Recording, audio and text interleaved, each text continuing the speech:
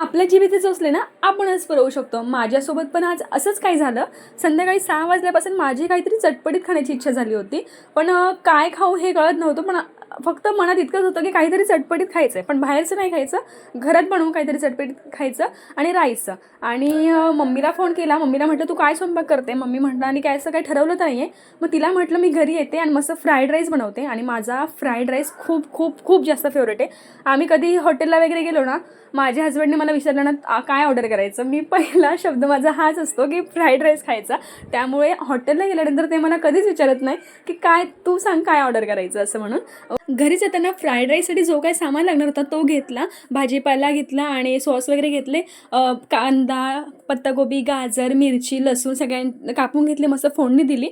नंतर त्याच्यात soya sauce, chilli sauce, मसाले, शेजवान चटणी वगैरे घातले. 2 मिनटं मस्त परतून घेतलं.